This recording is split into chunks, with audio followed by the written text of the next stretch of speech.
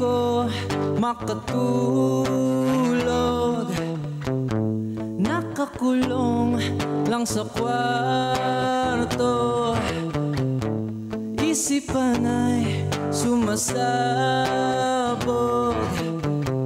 nag-iisip kung paano ba tayo makakatulog kung hindi pa naman tayo nagigising. Wala pa rin tayong malay sa mga bagay-bagay. Paano masisindihan? Apoy lumiliyam, ako'y walang alam saan mahahanap ang apoy, ang apoy, ang apoy.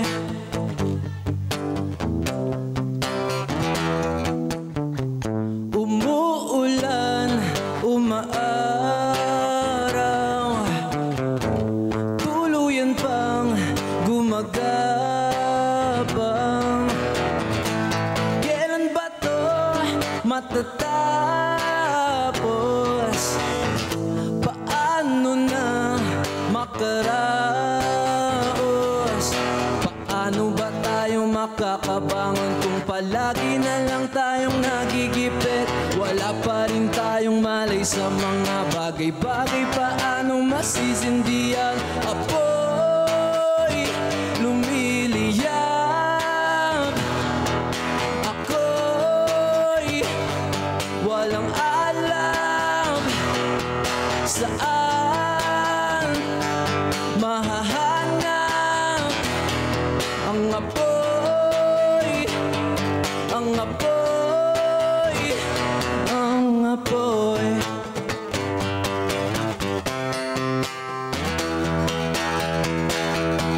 Apoy lumiliyab, ako'y walang alam saan mahahanap ang apoy, ang apoy, apoy, apoy.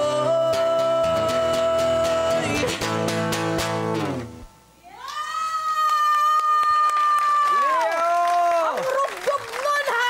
Ang galing, galing. Mong bata. Leo, batiin mo naman yung mga fans, yung mga followers mo. Hello dyan sa inyo. Good morning. Yes!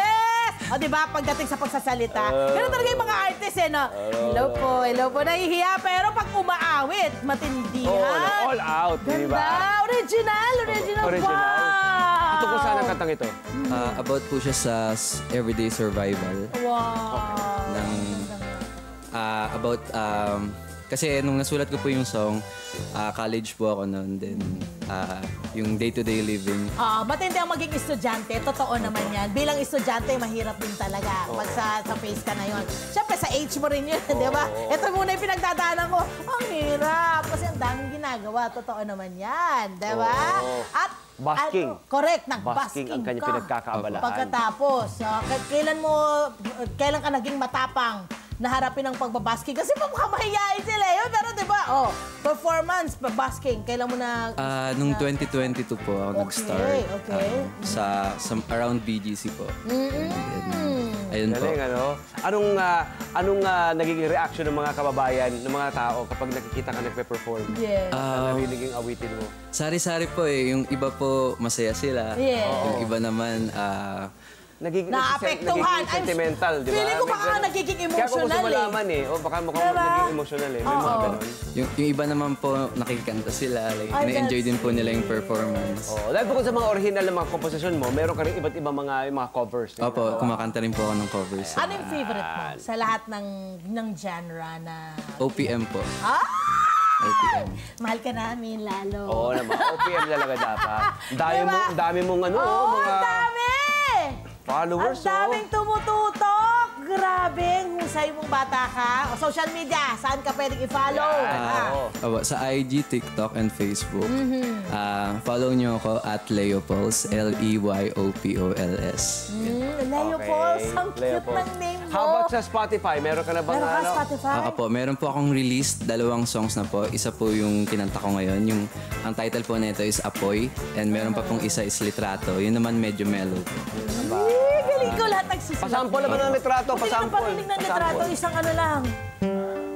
Para siyang... Mahal, lumipas na ang mga araw. Nawala ka sa aking tabi. Husay? Di mawari kung anong dapat gawin. Mag-iisip na lang kung bakit.